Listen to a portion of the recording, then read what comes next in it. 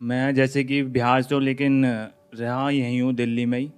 तो मेरे पास कॉन्सेप्ट है, जैसे कि हमारी काफ़ी सारी अनयूज़ ज़मीन है, तो हम उसका कुछ होता नहीं है। तो वो नियर बाई है tourist area, around 5 to 7 kilometre.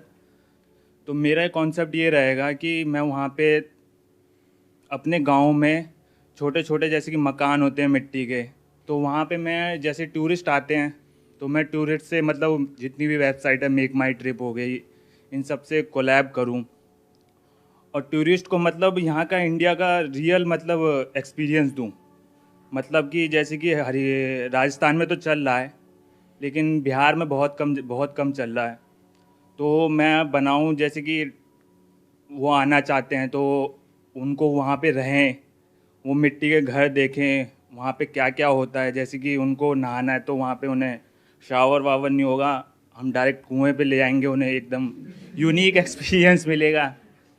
हमारी खेतों में सब्जियाँ उगेंगी तो डायरेक्ट वहीं पे मतलब हमारी मम्मी मम्मी को तो सब कुछ बनाना आता ही है, तो हम उनको बताएंगे आपको क्या खाना है।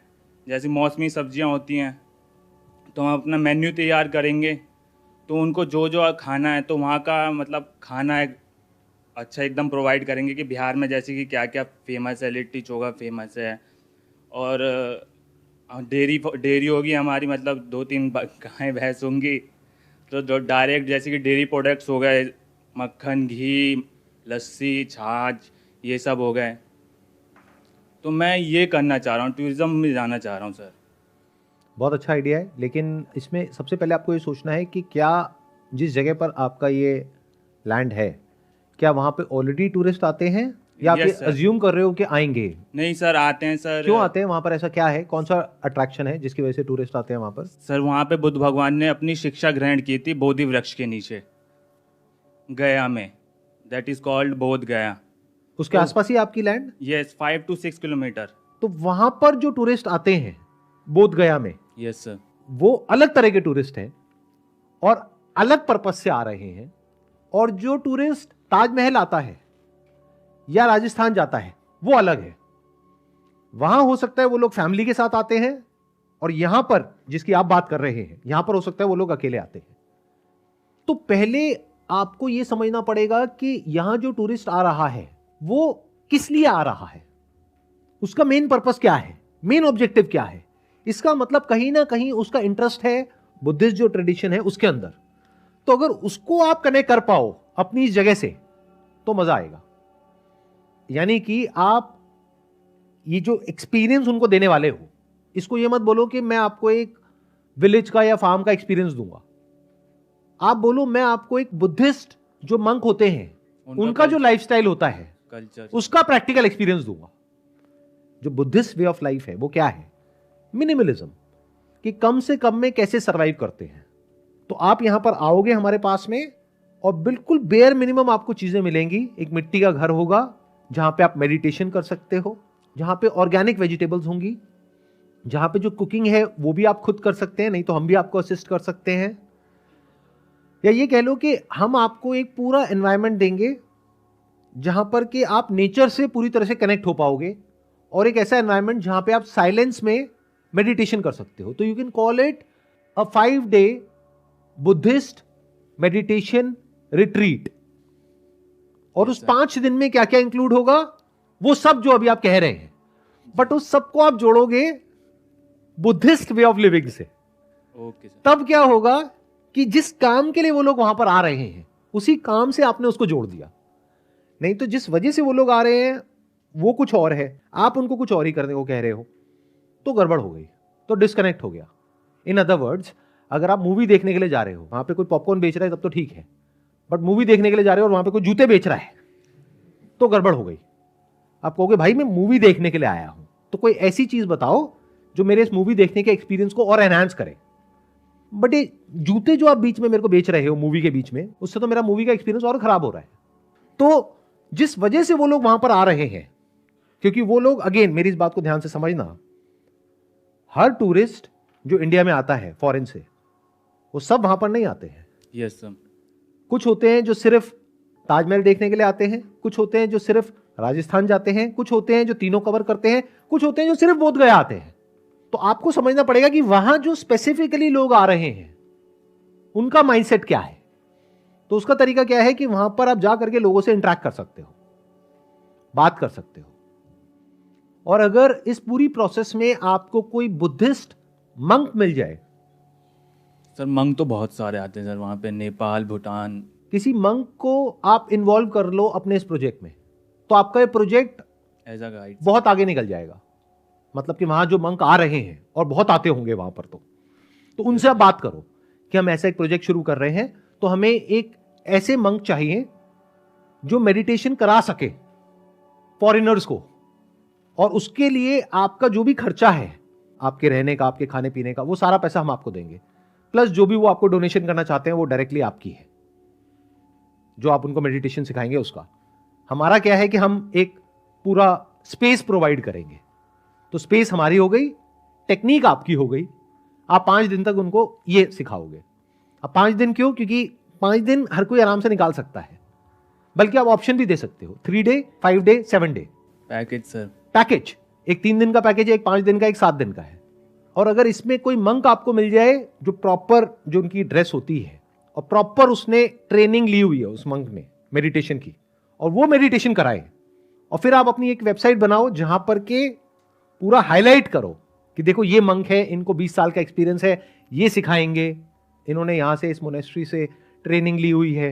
मतलब एक पर्सन को, एक मंक को आप अपने साथ में जोड़ लो, तो ये जो आपका प्रोजेक्ट है इसके सक्सेसफुल होने के चांसेस बहुत ज्यादा बढ़ जाएंगे। और ये कोई बहुत मुश्किल नहीं है, आपको थोड़े से धक्के खाने हैं। इन अदर वर्ड, जो भी वहां पर मंक आते हैं उनसे बात करनी, दर्शन करने के लिए, वहां पे हर एक से बात करनी है। Yes sir. अब उसमें क्या होगा कि 100 में से 99 मना कर देंगे, बट कोई एक होगा जो हो सकता है इंटरेस्टेड हो, तो काम हो गया। Yes sir. अब आपके पास में मार्केटिंग भी जो करनी है वो भी बहुत ही टारगेटेड है। इन अदर वर्ड्स, अगर कोई यूएस में है, यूके में है, वो वहां पर बैठ करके सर्च कर रहे हैं मेडिटेशन रिट्रीट इन इंडिया, तो इमीडिएटली आपकी ऐड आ जाएगी, तो वहां से आपको लीड्स मिलेंगी। उसके अलावा और जो वेबसाइट्स होती हैं वहां पर आप लिस्ट कर सकते हो अपने इस एक्सपीरियंस को। बट हर जगह उनको हाईलाइट करो, उनको फोरग्राउंड में रखो, अपने आप को बैकग्राउंड में रखो। बिजनेस में हमेशा यह समझना होता है कि सामने वाले को क्या चाहिए। हम लोग क्या कोशिश करते हैं कि हम क्या कर सकते हैं, आप क्या कर सकते हो, दैट इज नॉट इंपॉर्टेंट। जब तक कि वो कनेक्ट नहीं होता उससे जो सामने वाले को चाहिए। आप कहते हो मैं आपको ये दे सकता हूं, वो दे सकता हूं, वो कर सकता हूं, ये कर सकता हूं, वो कर सकता हूं, तो क्या, how is it connected to what I am looking for. इसको बोलते हैं फीचर वर्सेस बेनिफिट। फीचर मतलब क्या होता है, जैसे किसी आप शॉप में जाते हो तो एक सेल्समैन आता है, हमारे प्रोडक्ट में ये अच्छा है, ये अच्छा है, ये अच्छा है, ये अच्छा है, ये अच्छा है, उसके सारे फीचर्स आपको बता देते हैं। आप कहते हैं यार मेरा सर मत खा, चल भाग यहां से। बेनिफिट क्या होता है, आप किसी जगह पर गए, उस सेल्समैन ने आपसे पूछा आपको क्या चाहिए, वो कहेगा ये चाहिए। अच्छा किस बजट का चाहिए, अच्छा ये चाहिए। अच्छा किसके लिए चाहिए, गिफ्ट करने के लिए चाहिए या डेली यूज के लिए चाहिए, तो आप कहोगे ये चाहिए। उसने एग्जैक्टली वही निकाल करके आपको दिया जो आपको चाहिए, बजाय कि 100 ऑप्शन दिखाने के, या बजाय किसी भी एक ऐसे ऑप्शन को जिसमें आपका कोई इंटरेस्ट नहीं है, उसके बारे में 1000 बातें बताने के। कुछ भी नहीं बोला, बल्कि उसने आपको दिया और बोला कि ये आपके लिए बेस्ट ऑप्शन है। फिर अगर उससे रिलेटेड 1-2 क्वेश्चन उसने आपसे पूछे तो उतना ही जवाब दिया, फालतू की बातें नहीं करी। इसको अच्छी सेल्समैनशिप बोलते हैं। तो अभी हमने क्या किया, अगर ध्यान से आप समझोगे, पहले समझा कि वहां पे लोग आ क्यों रहे हैं, फिर उसको उससे कनेक्ट कर दिया जो आप कर सकते हो।